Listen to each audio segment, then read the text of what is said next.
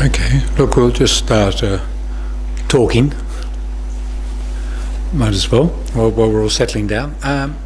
My name's Alan Malloy, and welcome to Tara Institute. A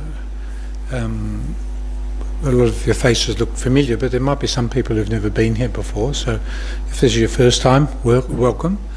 And this is a sort of introduction to Buddhist meditation class. When I say introduction to Buddhism, it's a bit odd actually.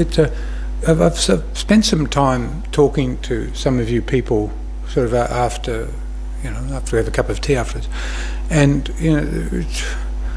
to talk of you of having like an introduction or like sort of the beginning or to start Buddhism 101 is a bit inaccurate. I mean, I've been very impressed by a lot of people here, your own life experiences and what you've had to offer and what you've had to experience, and I presume this is part of your journey.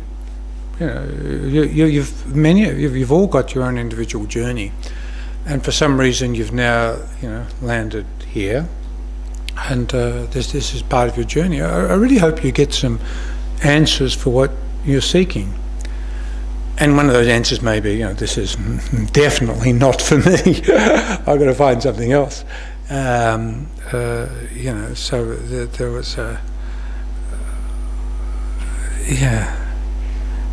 there's lots of different paths.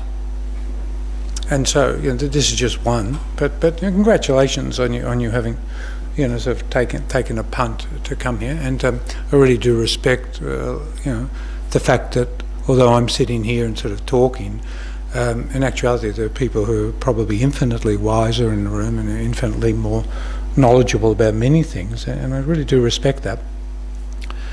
But having said that, this is sort of my gig for the next month, for this month, and we'll try to provide something, an opportunity, an activity that is useful, so that you can take it home and it'll be practical and it'll be useful.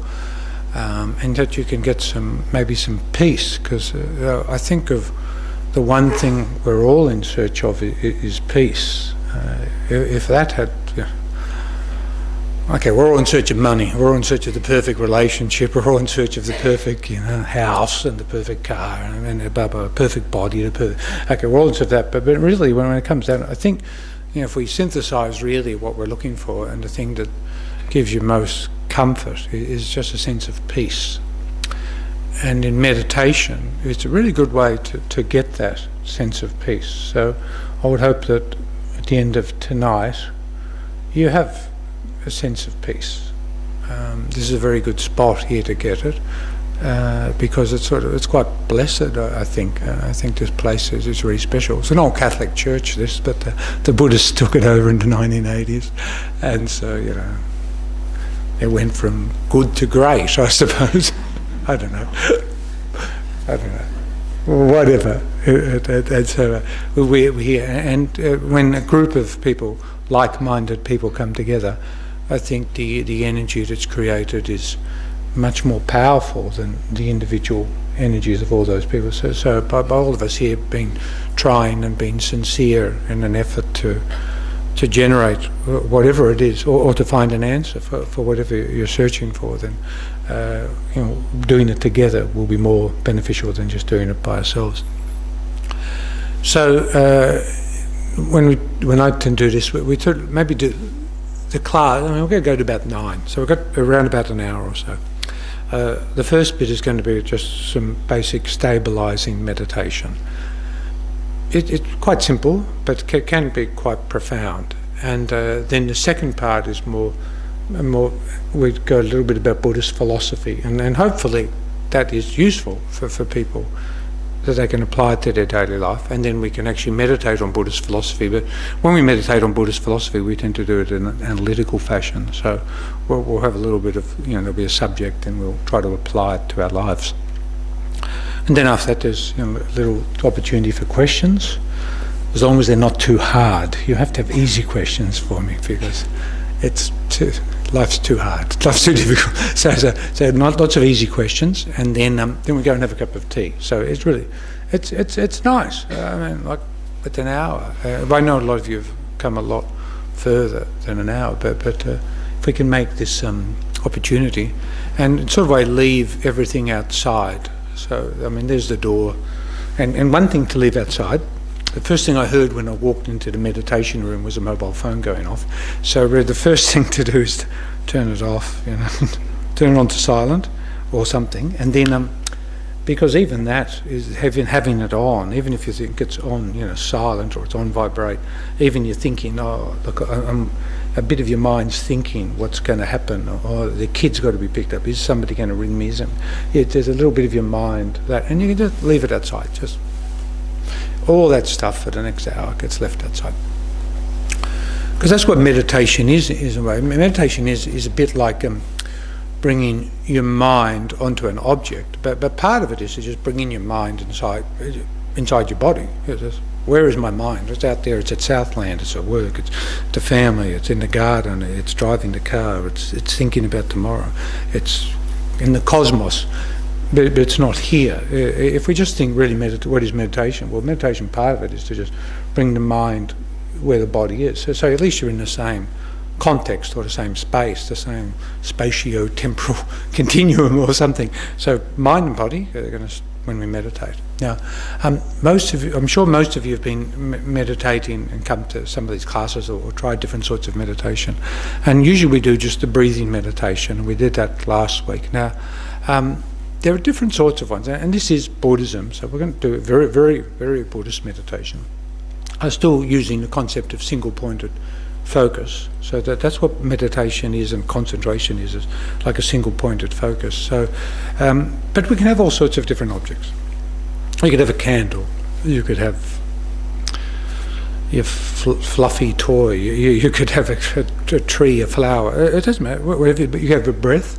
But if we're going to spend time and effort focusing on something, how wonderful it would be if it was something that actually like transformed the mind into positive. Supposing we had an object which was of its own nature so positive that it's just impossible not to get benefit from engaging with that object.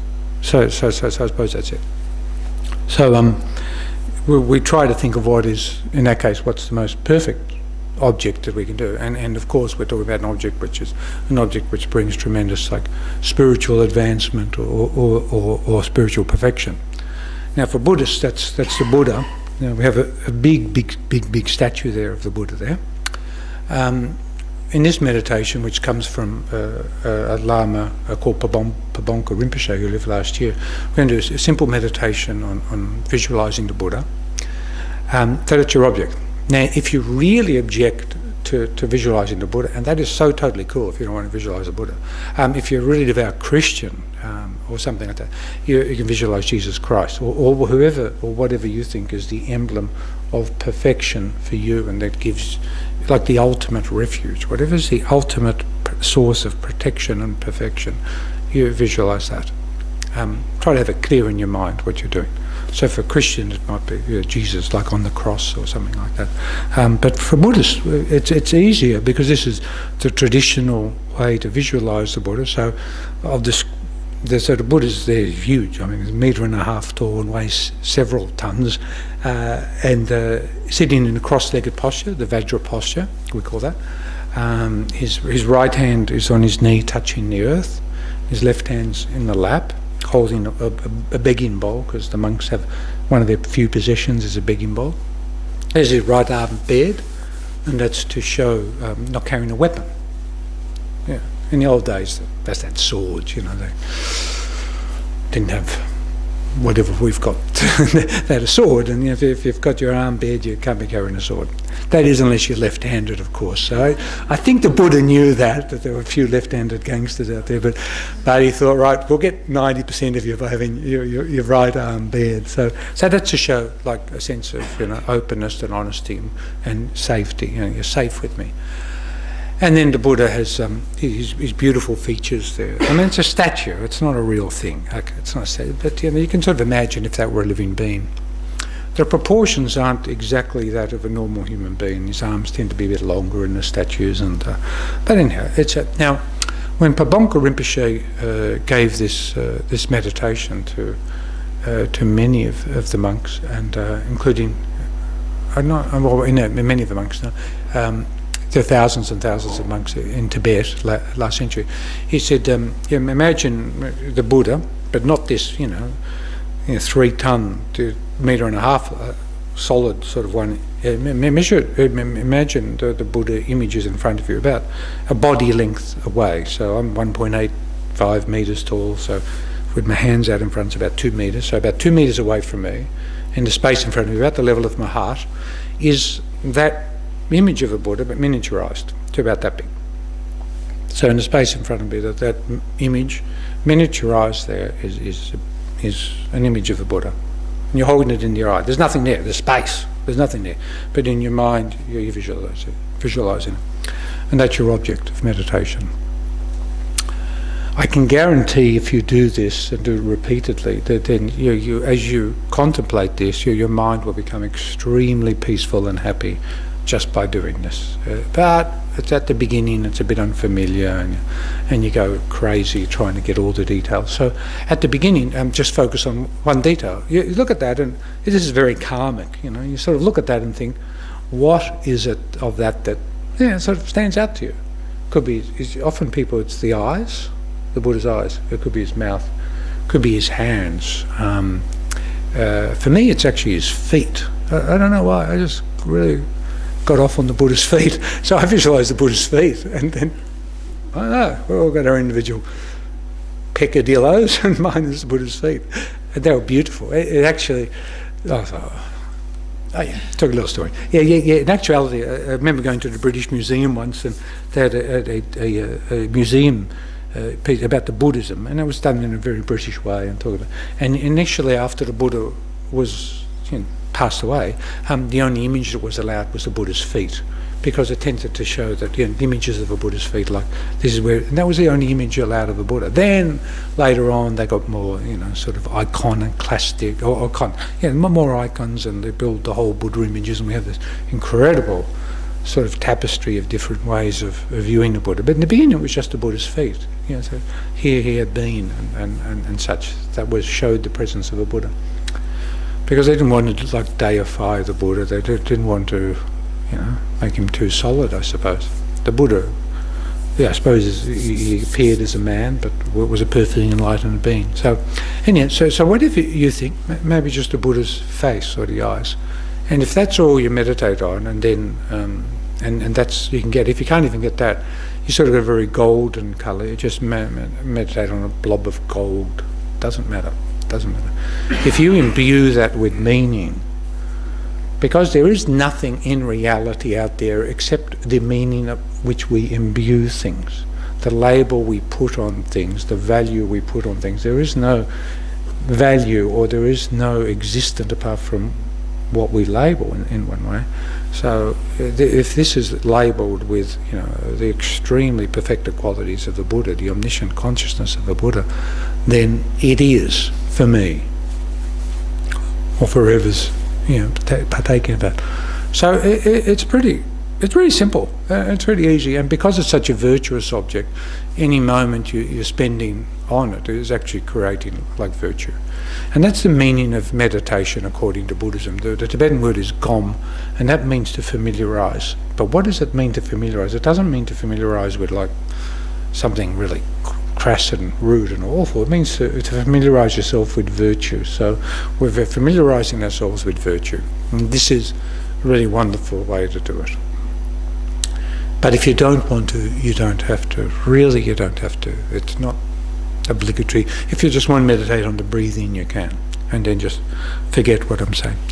So this, we're going to do this. So it's sort of you think about a body's length in front of you, about the level of your heart, is the Buddha image, about yay big. And you can, if you want to sort of make it a little bit more sort of thingy, you can sort of visualize clouds, and the Buddha sitting on clouds, or on a lotus and a moon disk, because he's usually sitting on a flower or something. But otherwise just the image, but like on a cloud. It's not too heavy, it's not too light, it's not so light that it floats away, it's not so heavy that it sinks and it just sits there in space, and that's a Buddha's image. So, really simple. The meditation posture, as we described last week, is just really, you don't have to sit cross-legged, sitting with your back straight is best. So the most important thing, probably the only obligatory thing, is to sit with your back straight if you can. If you've got back problems, you can't do it. And sit with your back straight.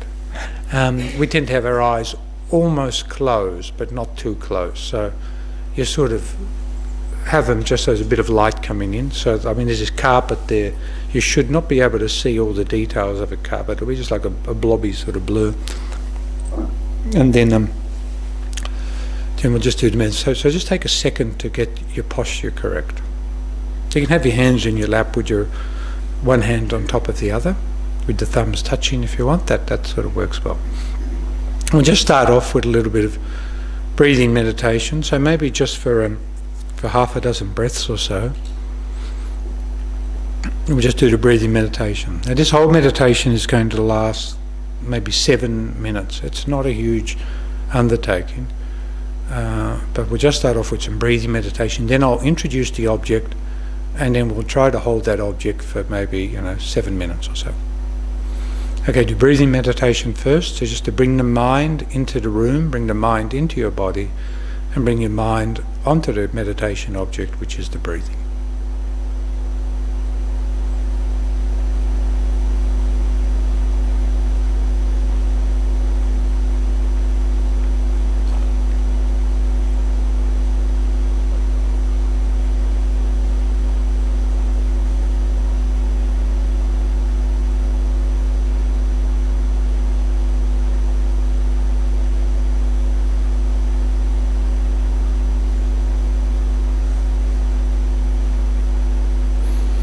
Now we're going to use the object of the Buddha's image, about a body's length in front at the level of the heart, and about a few inches high is the Buddha, golden, glowing, radiant, the essence of love, compassion, wisdom, morally perfect, perfect in every way, in a physical form. With legs crossed in the Vajra posture, the right hand on the right knee, the left hand in the lap, holding a begging bowl. The right arm exposed, the rest of his body clothed in the garments of a monk. His eyes smiling, his lips are smiling, looking at you and understanding you in totality, completely accepting of who you are and what you are.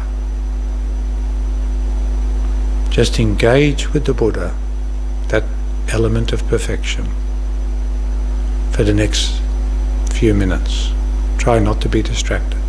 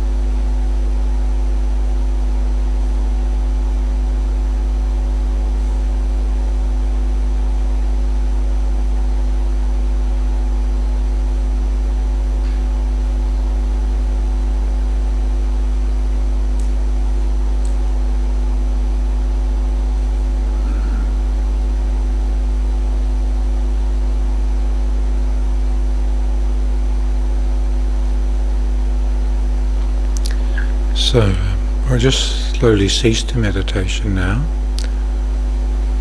You just maybe try to keep that nice feeling you've generated, but you can let the object of meditation just slowly dissipate, but keep the internal feelings you've generated.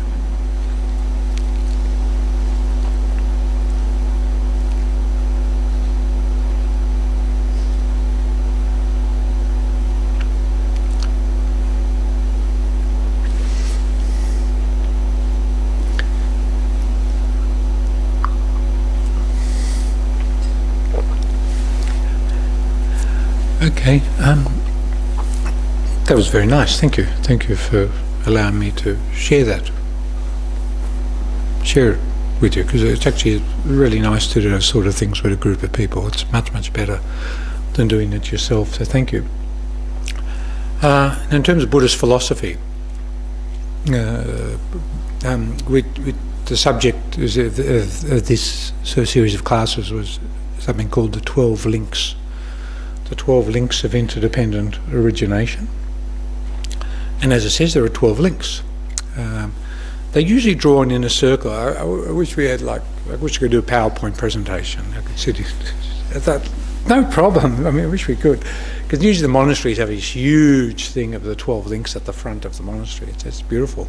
And you can sit there and sort of walk past and talk to people about it and show things, because it's very explicit and it's got a lot of meanings. But okay, the 12 links, what are they? They're a representation of the causes for our entry into existence, and then our separation from that existence, I suppose. So how we enter into existence, and then if we wanted to separate from that, that is attain liberation or enlightenment, how to separate from that. So normally we're sort of entering into existence. We call it cyclic existence because it is like a circle. It's like a circle. It's a very good analogy to use, because a circle doesn't have any ending, does it? It's not as if to say, oh, I'm going to have infinite lives and I'm going to go from here in an infinite direction to there. Well, it's much easier to say I'm just going to have infinite lives and so go around in a circle like that. It sort of makes life a lot easier, less complex for simple minds. So in this process are sequences of cause and effects that precipitate our rebirth. I mean, we believe in reincarnation. We don't believe this is our only shot at existence. Now, you don't have to believe that. You just, you're going to listen to me, but you don't have to believe it. I mean, you don't have to have an exam before you go home and sign off like one of those Chinese sort of re-education facilities where you have to sign something before you can go.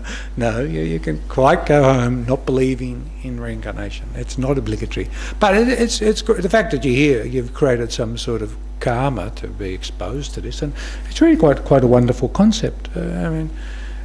It's quite a wonderful concept to think that this life came from causes, and the causes we're creating now lead to some sort of future existence.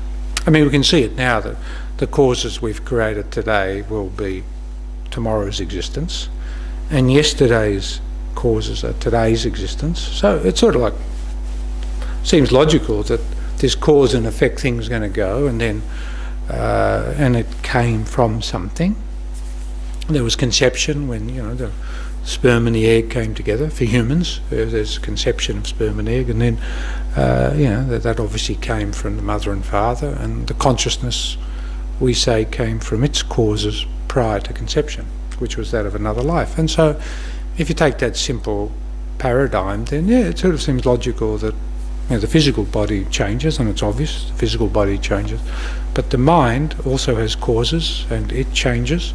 And those causes, if we say what is the cause of mind, well, it's the previous moment of mind. So what is the cause of this moment of mind? It's the previous moment of mind. What's the cause of the next moment of mind? It's this moment of mind, and so on and so on. And then there's death. So the mind death, what's the cause of the mind of the next life? It's the mind of death in this life. And so so it's really quite a nice little sort of argument, sort of compact and easy and nice. So So the 12 links of interdependent origination. We'll just go through them because they are really, really great, and you'll find them in books, and they're really great to study. It's very, you just pick up a book, and I bet there'll be something about Buddhism, and it'll have the 4 Noble Truths. I mean, that's the first teaching Buddha gave, and then another one I bet I'll have somewhere in it is the 12 links, because it's so inherent in all the concepts of Buddhism. So we start, the first link is called ignorance, and we spoke a bit about this last week, and ignorance is really big. The next link is karma, which is even bigger than ignorance. That's massive, and that's what we're going to do tonight. And then there's consciousness, and consciousness is, wow, it's fantastic too. I mean, what is consciousness in the mind and all the workings of the mind? We might do that next week, I don't know. And then there's a few, they've got funny names, but you just have to bear with me. Name and form, 6 sense functions, contact, which is contact of those sense functionalities with objects, and then there's feelings, which are positive, negative and neutral feelings, and then there's craving, which is a form of attachment, and then there's grasping, which is an enhanced form of attachment, and then there's existence, and that existence is the final fruition of the karma that will then fling into the next rebirth. And then there's rebirth, which is the next rebirth, and then there's aging and death. And then the cycle continues. There's death, and then there's the circling through this, and rebirth, and all those things happen again and again and again. Now, the whole thrust of Buddhism is to realise that we're trapped, and then having realised that, and also that all other living beings are trapped. Our loved ones are trapped, and everyone is trapped in this cycle. And but for your own perception, it's, yeah, I'm trapped. How can I get out? And then that getting out is the path, I suppose, which is the 4th Noble Truth. That's the 4th Noble Truth the Buddha taught. And that's the path. That's the Buddha's path. Any path, I suppose. They're all good. Every path, every spiritual path has the same purpose, I think, is to cease all suffering and to create all permanent happiness, to have a permanent cessation of suffering and a permanent state of some sort of bliss, happiness, peace. So that is liberation. That's liberation for yourself. But then expanding that to other living beings, think, wow, other living beings are trapped in this cycle of the 12 links. So really, how can I be separate? How can I escape when other living beings are still trapped? And so having that sense of compassion and love for all living beings. And when that love is impartial and to all living beings, not only the ones you love and the ones who treat you nicely, but the ones who treat you badly, the people you detest, who treat you, criticise, threaten, humiliate, criticise, threaten, or even kill you, then then that impartial love is really the sort of love and compassion that the Buddha has. Really, that is the Buddha and the great teachers have no distinction between someone who harms them and helps them. They're all objects of love and compassion because they're all trapped. They're all trapped in this cycle. Okay, so the second link is the link of karma. So we have ignorance, which misconstrues reality. That's a subject. But one of the ignorances is the ignorances of the law of cause and effect. Now, the law of cause and effect is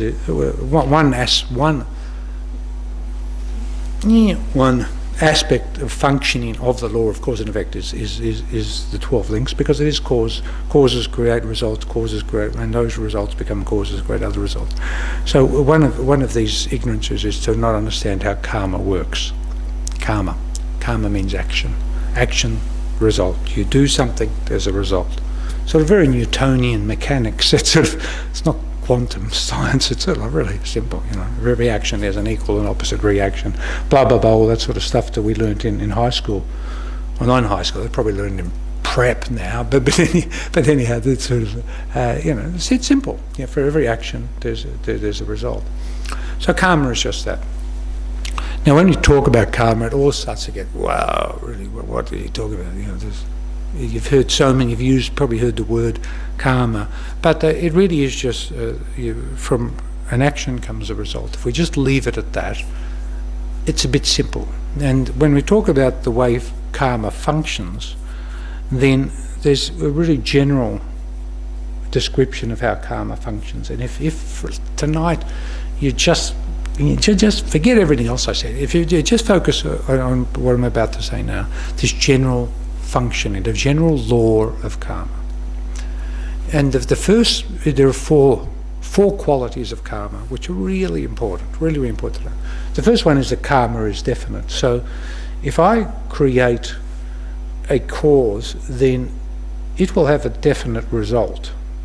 And when by definite I mean, if I create something, a karma, an action that's really negative, really hurts people, hurts me, that will not blossom, that will not fruit as some benevolent, blissful, loving experience. I mean, there might be short-term gain, but there'll be long-term pain, because harming doesn't transform into joy, peace and happiness and the quotient of goodness for humanity. It doesn't. Harming creates pain. Similarly, virtue or positive actions, create happiness. Even if there's a short-term problem doing it, even if it's a bit hard, even if it's a bit difficult, in the long term it's better. So that's the first one. Karma is definite. And this is the biggest problem we have, because we mistake the causes. We all want happiness. I mean, we all want happiness. We're all working, talking, endeavouring. We're going, going to jobs, we're having families, we're paying off mortgages, we're struggling in all our endeavours to do what? To be happy and to avoid suffering. Simple question, has that been achieved? If that had been achieved for you, you wouldn't be here. You've failed. I've failed. That's why I'm here. I've failed. I've tried my whole life to be happy, to avoid all suffering. And what's happened? I'm not that unhappy. I'm actually really happy. But I haven't achieved the ultimate happiness. And am I suffering? Yes, of course I'm suffering. Of course I'm suffering, yes. You're all here too. And some of you have got, and some people here are really, when you find out about their situation, it's absolutely tragic and so heart-rending. And so for people who are in the audience who are suffering, I really feel for you. Really, really feel for you. And yeah, sorry. So, karma. Virtue, we call it virtue. Let's call it virtue. There's sort of what is virtue? Well, virtue is an action which then results in happiness. That's one simple thing to remember. Virtue is positivity. Virtue is positivity. It results in happiness. There may be short-term problems. I mean, so what's a type of virtue? A type of virtue is being patient. Somebody's angry at you, so you've got to cop it. You've got to cop it. You don't respond in anger. But patience is a great virtue, and then so if you have to cop a bit of flack, you have to cop it, and then because you haven't responded with anger, but maybe responded with patience and kindness, then that situation will diffuse, the harm will stop, and there'll be an opportunity of peace. Whereas if at this very moment in Palestine and Israel, that horrible situation where people get angry and they throw missiles, and then some other people get angry and shoot rockets, and then that throwing hand grenades because you've had hand grenades thrown at you. Just as it's happening now. I mean, I saw it on the SBS before I came in. They're shooting each other again. Is it good? I mean, just ask yourself, is it good? That does responding with violence towards harm, does it cause happiness? So that's the first bit. Now we mistake it. We think that by being egoistic, by being proud, by being jealous, by being spiteful, by getting angry, then they will provide us happiness. Now maybe if we were really to change our mind and transform our mind, maybe we might say, wow, maybe I should look at a new paradigm, and that new paradigm is look at what is really positive, and then try to cultivate those minds and have my life creating the causes for future happiness rather than responding in these habitual ways, which are actually creating the causes for future suffering. So that's the first thing. Karma is definite. Karma is huge. I mean, I'm looking at that clock. I've got 10 minutes to talk about the meaning of life and creation and everything. It's not going to happen. You're not going to get it all, but we'll try. That's the first one. The second one, these are all terribly wonderful but terribly scary at the same time. The second one, number two, is that karma increases. So a tiny little cause can cause a huge result. Tiny, tiny, tiny, tiny cause. So the analogy is given like a little seed, you plant a seed, and from a tiny oak nut thing, a great oak tree forms, all that sort of stuff. So that's it, And we can look at in our own lives how one action, because this is what I want you to start thinking. You're going to have to do your own meditation in a minute, and the first thing is part of this meditation is we're going to meditate on these 4 aspects, and you in your own life are going to have to drag something out of that abyss of sorrow or joy or happiness, whatever is in your mind, and drag it and have a look at some aspect where you've made a decision to behave in a certain way in search of happiness, in search of resolution, in search of peace, and you've maybe really messed it up, and then the consequences have been that, and you've had to wear them, because that's the first thing, definite. And the second thing is it increases. So that one action we did, it might have seemed pretty small at the beginning, but then if you watch, if you see what's happened in your life, if you explore your life, maybe you can see the one action it's got bigger, and it's sort of infiltrated until one day maybe it totally infiltrates and consumes your life. And when I mean consume your life, I mean taking you to the brink of insanity or suicide or death or feeling like you're going to die, because one little thing can have that sort of grand effect. And so many positive things, one little positive virtue. So today we meditated on the Buddha. Collectively we've done that. We rejoice in that virtue, and that one virtue of meditating on the Buddha's image could have a profound effect, maybe not in this life, but in future lives.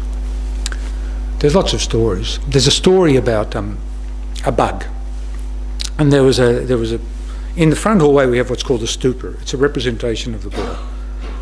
They're bigger in Tibet and in India. And once there was a flood, and the flood waters were going around this stupa in the mud plains, and there was a bit of cow dung floating on the water, on the flood waters, and it was going around this stupa, sort of whirling around, and a bug landed on it. The Buddha told this story, so I have to believe it. You don't have to believe it, but anyhow, it's a good story. And so the bugs land on the poo in Upshit Creek. The bug is Upshit Creek, going round this Buddhist stupa like this, sort of. And the bug is a bug. I mean, the bug can't see past its nose. I mean, bugs can't. They don't know what they're doing, but it's riding on its bit of poo, going around the Buddha's image. And then it died, as bugs do. And then later on, that karma from something so virtuous as meditating, just even walking around the Buddha's image, Buddha representation of the Buddha's holy mind, fruited in that bug later becoming ordained as a monk. So that was really, so it took a long time, but that karma, so that's how karma can increase. But we can all look at other things. I mean, a really good one is pregnancy. I mean, what could be more from tiny causes to huge results? I mean, you have like X numbers of chromosomes, sperm and an egg, and then boom, that's how we all ended up. Look, we're all here from that simple tiny result. That's it. Wow, incredible. All these experiences we've got all came from that simple, tiny little cause. So karma increases. What's really important about this is that we have to be very careful. A tiny negative action can have great results, and a tiny positive action can have great positive results. So the next one is the third one is that we can't experience a karmic result that we haven't created the cause for. So if I'm experiencing something, I've created that cause. You didn't give it to me. You can't take it away from me. So the Buddha up there, what's the one thing the Buddha can't do? The Buddha's not omnipotent. He's omniscient. He or she is omniscient. There's female Buddhas. They are omniscient. They can know everything, but they're not omnipotent. They can't take away your karma, and they can't give you theirs. You create your destiny. You have to dig yourself out of a hole. The Buddha can't. Nobody can. So if you're experiencing something, you can't say, my teachers made my life such a mess that this is their problem. They've dumped it on me. My relationship, my partner, my parents, my government. It's not this. This is really gutsy. This takes a lot of conviction, and it's hard to swallow, hard pill to swallow. But what you're experiencing is the creation of your own karma. It's nobody else's. The fourth one is that a karmic seed, once it's laid down in your mind, and in these 12 links, ignorance creates a karma, and that karma then goes on to consciousness. So this seed is laying on consciousness, and then that will fruit as life and experiences. So the last one of these is that once that seed's been laid, it will fruit. It will fruit one day. And there's a few caveats to that, because we've all got a few caveats. There's a few caveats, but it will fruit. So let's just say it will fruit. But there are caveats. There are ways out. So that means if we've done something wrong and we think, I got away with it. Yes! No one knows. I'm sweet. I got away with it. No one knows. Whew, But sorry, that karma's there. It's going to get you. It's not God up there writing in a book. I used to go to Catholic school, and the ledger, St. Peter up there. He's got the ledger white and black. And Alan, there's more blacks there. You're going down to hell. It's not like that. There's no one up there. It's you. It's actually on your mind. These are impressions on your mind. They're part of your continuum. They're not part of mine. They're yours. So you're creating these. Okay. So they're there forever, unless you do something about it. Now, there are caveats. We can purify negative karma. Whatever negative karma has been created, we can purify. But the sad thing is, too, we can create incredible virtue, incredible positive karma. That can be destroyed also. So, for example, one moment of anger can destroy massive amounts of anger is probably the worst of the non-virtues, in the sense that it's explosive, and it can literally kill, can't it? Like that, it can kill, but it destroys. It can destroy reputation. It can destroy everything.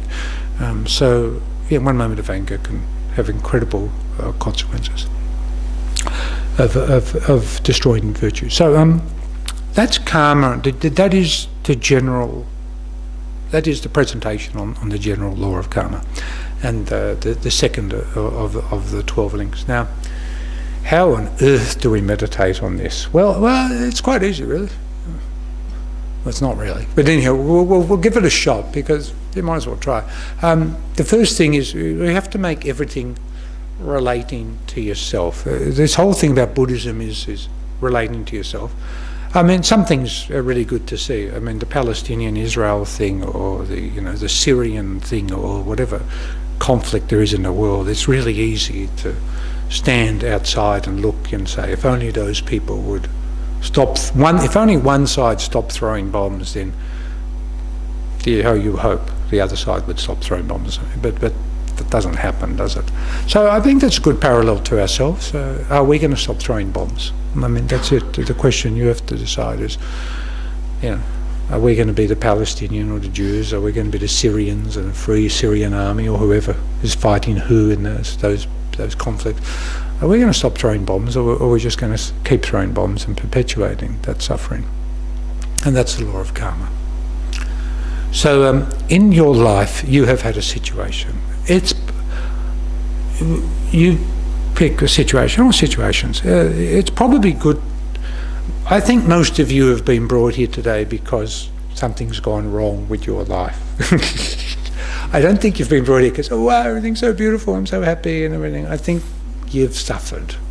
I really do. I believe you've suffered. And now you want an answer.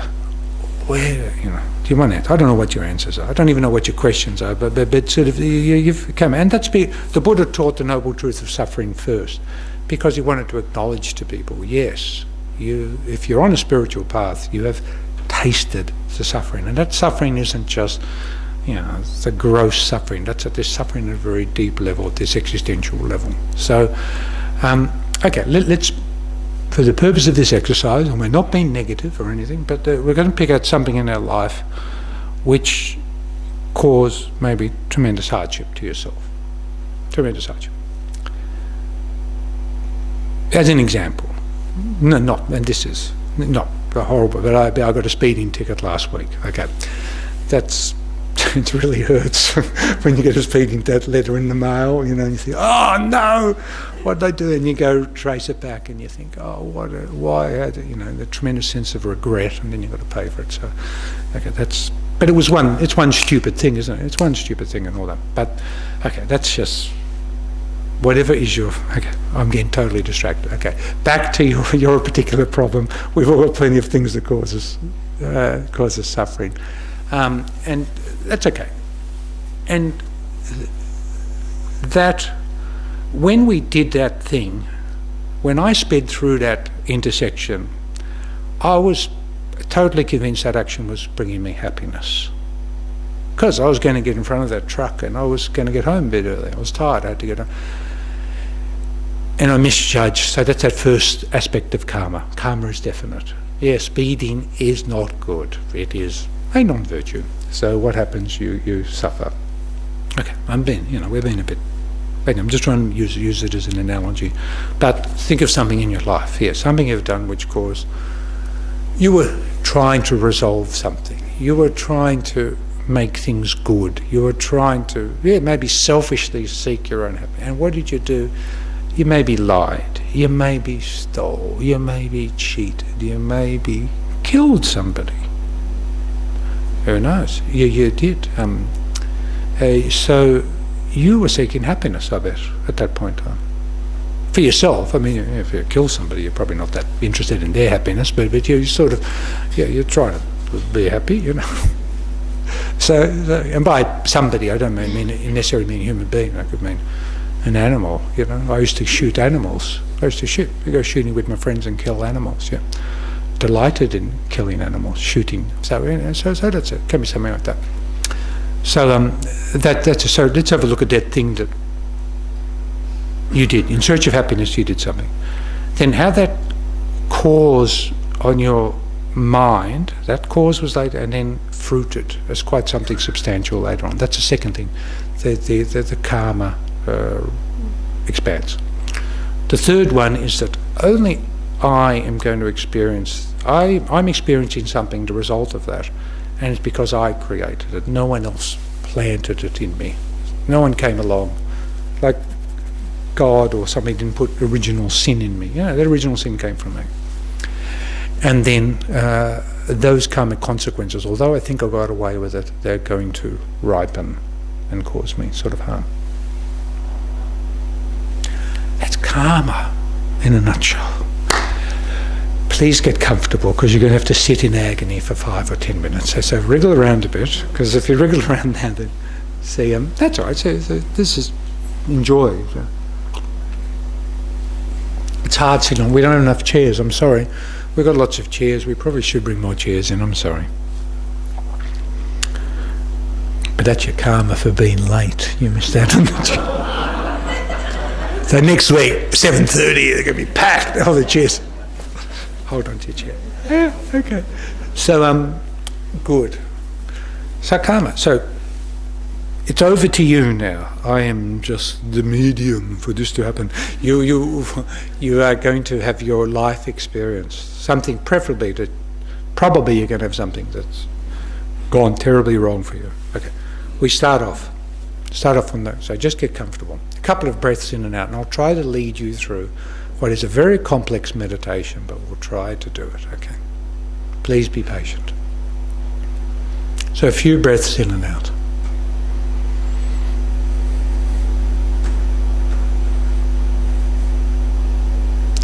So karma, cause and effect. Bring to mind something that's happened in your life that had pervasive effect later on down the track. Maybe one single moment.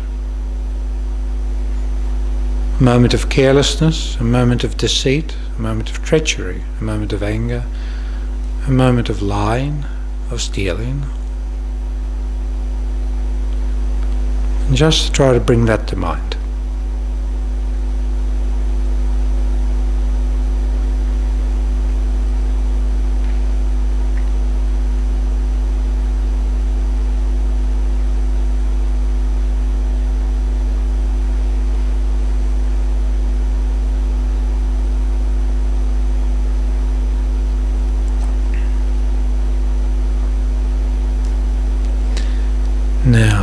Karma is definite, the first of the laws of karma. I was seeking happiness when I did this action. I was seeking happiness, but the action was a negative action. So the result will be suffering. This is an immutable law. I was seeking happiness, but the cause I created was for suffering, so the result will be suffering. That's the first law, the definiteness of karma.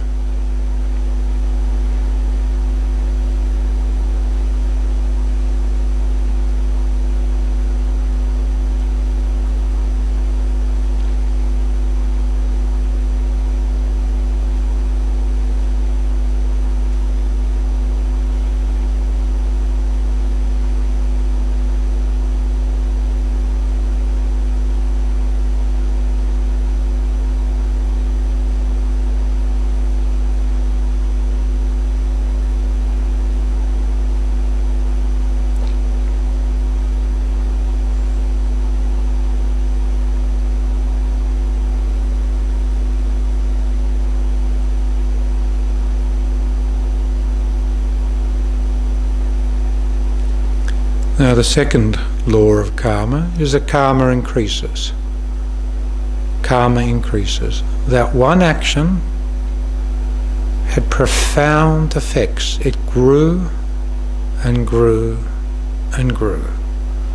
That one lie became a network of lies. That one action, a cacophony of results, unexpected. Maybe you've trapped.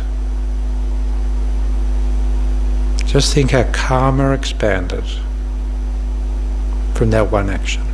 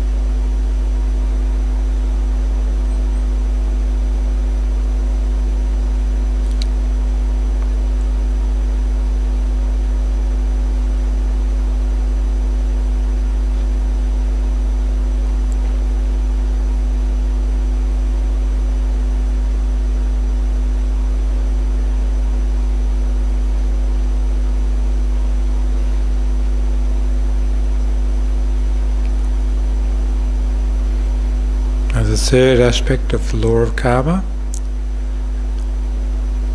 is that I created the causes for the results I experience. I created these causes for the results. No one else did. They are the causes I created. I have responsibility for my own experience.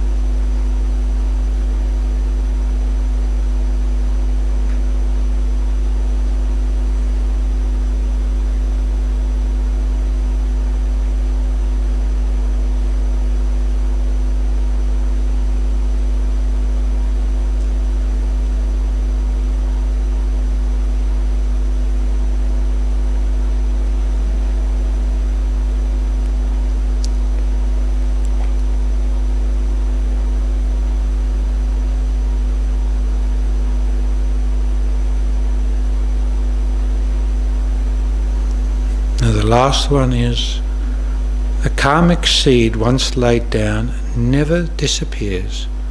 It will always fruit. A karmic seed once laid down never disappears. It will always fruit. Even if I think I've got away with it, no one knows. That seed still exists in your mind. It's there forever, until it fruits.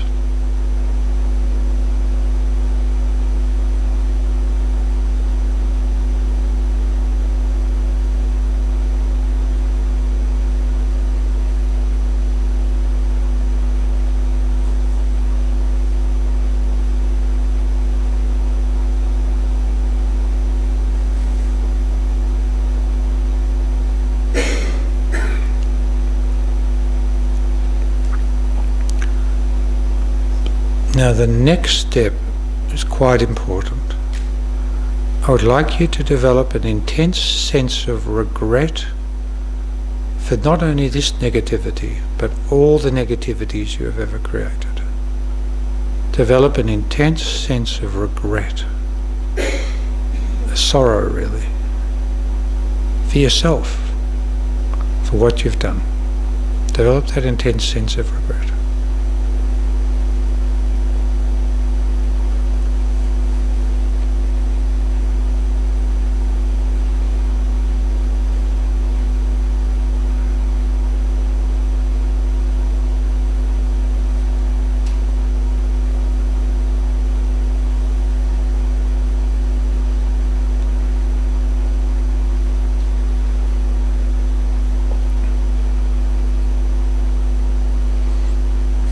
Now the next step, and this is the final step, we're going to purify that negativity.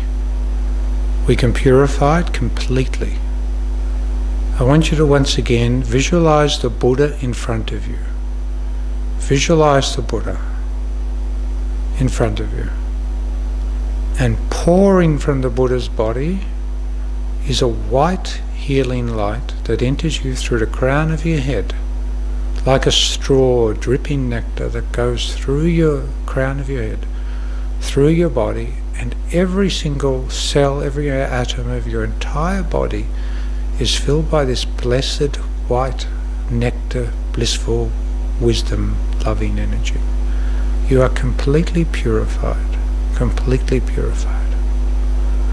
And any negativity sort of is excreted from your body and excreted out of all the pores of your body and disappears completely. There is nothing remaining. Your body becomes as radiant and as clear as crystal. Radiant and as clear as crystal. Have a real faith that this can occur.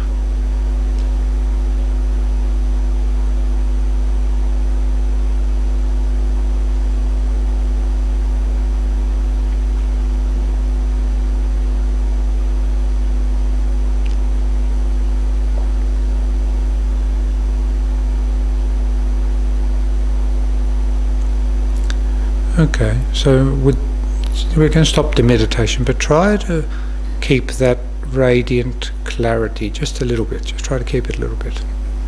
And then you wriggle around. Cool. Yes! I nailed karma at 9:03. Beautiful.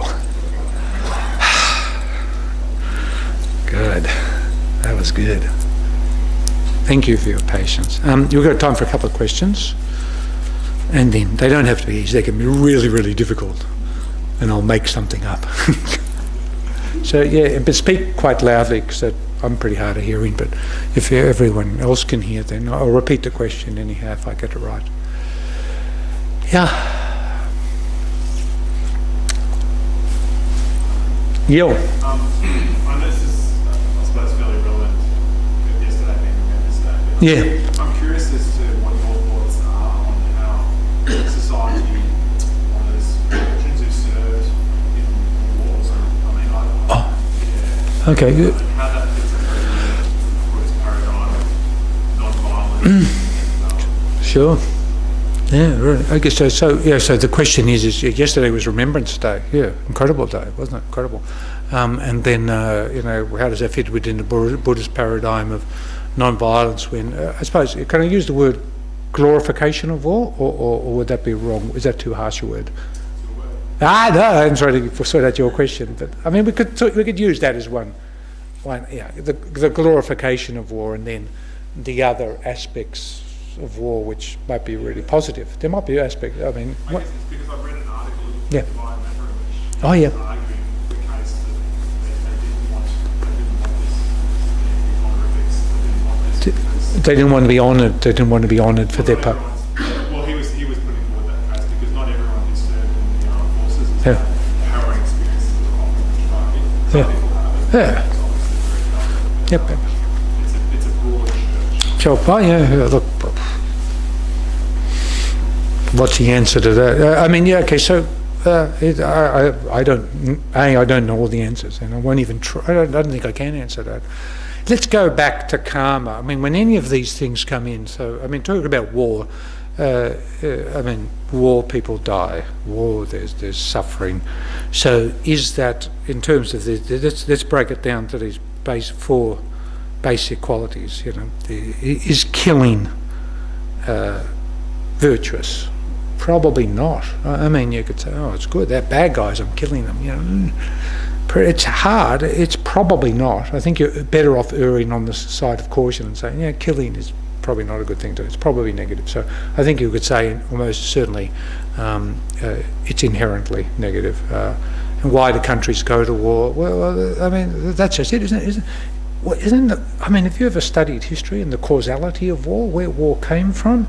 What happened? I mean, Tanya, you did that history book. The First World War came from that Austrian prince being shot by some Baltic assassin, wasn't it? Didn't it start like that? The First World War started like that? So, I mean, I'm dumb.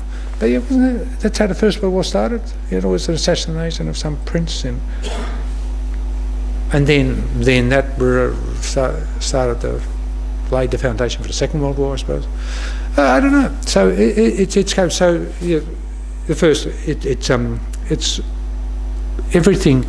If we're going to go to war, you know, like in a war with guns and everything, or if we're going to go to war with another person, if our mind is motivated by anger, jealousy, pride, attachment, all those negativities, then the result must be negative. That's the law of karma. There's no other way. It cannot be positive. So that's the law of karma. This is the Buddhist thing. The second thing is that karma increases. So, you know, killing one person as time goes on is the equivalent to killing hundreds, thousands, tens of thousands, millions. It's that karma. Then you know, that cause is created. If we kill, then that puts a cause on our consciousness, which we must experience, which only we can experience. I mean, we can't give it, or no one can take that away. And then there's it will lie there forever until it's expunged in some way. Now, your question is about, you know, should we? Other people would say, I mean, you go to the Anzac Memorial, go to these sort of things, and yeah, you're sort of saying thank you to those people for sacrificing their lives, and thank you to those people for creating so much negative karma to save me. I mean, you can look at it like that. Even your parents create negativities to look after you. Even your parents, you know, they might steal, they might kill things to look after you as a child. So, yeah, you feel gratitude for people who do incredible negativities just because they're told to do, or they believe it's right. I don't know. It's too common. But war is destruction. So if we take it down to those, so there's the specificities of karma, which is really complex, and then there's the generality. If we always go back to those four basic principles, karma is definite, karma is increasing. You can only experience the karma that you yourself created, and that karma never dissipates. And then everything's explicable. I think even a really complex question like yours. Oh, I don't know. I hashed up that answer. I hope it was okay. That's enough anyhow. Next. Nick, any other questions? Yes, hello. Do you mean that it goes into the next life? Yeah, so, Carried into the next life? so do you mean the karmic seeds created go into the next life? Yes, absolutely. And on and on and on. And on and on. So karmic seeds carry into the next life. And then go on and on and on and on. Yeah. There are four sort of results of karma. I mean, we can talk about karma forever, but I'll end up having one person left in the room. Everyone will be gone home. So there are different results. One is the propelling result, which propels you to a certain life form. Okay, so we're humans. So that's the karmic cause which created that was called the propelling karma. And then there's like an environmental karma. So when all humans are not created equal. Here we're sort of in a nice sort of environment, but if you were a human born in Syria in the last decade or so, it would be pretty bloody awful, you know. So different environmental results. And then there's results that are similar to the cause. So for example, if you have if you've killed a lot, done a lot of killing, then you have a predisposition to kill in the future. So some kids are born, you know, they're violent. They want to kill. Other kids aren't. And then also there's a similarity to cause in terms of experience. And that if you've killed a lot, for example, and this is one example, then you'll very likely you'll be killed, or you'll suffer sickness and everything like that. I went to school with a gangster, Alphonse Gangitano. I hope none of his friends are in this room, but he was actually a gangster, and he killed. What happened to him? He got gunned down in his lounge room by somebody else. He got killed. It's sort of poor old Alphonse. And if any of his family members are here, he was actually a very nice, misunderstood guy. I'm not trying to put him down, but I think that I did. He was a full-blown gangster. So yeah. Oh, we've got more questions. Yeah. Okay, how does the karmic issue resolve? Okay, you must understand the four aspects of for anyone who has to go, please go. I mean, come on, people get excited about this, so we could talk for quite, so please just go. You have permission to go, just go. So how was this resolved? If there's negative karma, the last of these is that it's on one's continuum and it will fruit, or it can be purified. So every negative karma can be purified. Even the most horrible negative karma of killing, murder, the worst acts, murdering, rapist, paedophile, blah blah blah person can be have some sort of salvation by understanding how to purification. That last bit of the exercise that I did, meditation, which was really sort of quick, generating intense regret. Regret is number one. Without regret, nothing else works. And then seeking some sort of blessing. And then, in this case, use the image of a Buddha. Imagine that blessing. If you did that exercise, that's all you probably need to do to purify any negative karma that's been created. So that's there's light. You're drowning in this thing. I mean, this karma is really depressing. So I think, oh my God, I'm drowning in everything. But there is light, and you can say, I can get out of the hole, and that anything can be purified. So it's okay. Yeah. And coming here tonight, you purify things. I mean, you put up with stuff. You've had to listen to me. You really want to go home, and you've been patient. Especially those people of a room that are really stuck. Never sit on that side of a room. Always been near the door. Bad karma. They're stuck. They go over there. Good karma. So you've purified just by being here tonight. I think we better go. It's good to finish when you're having fun, and it's good to finish when things are going really, really badly. So I think we're having fun. So let's stop, and I'll hopefully see you next week. Thank you so much. I'll stay here for a little bit and talk if anyone wants to come up. Thank you.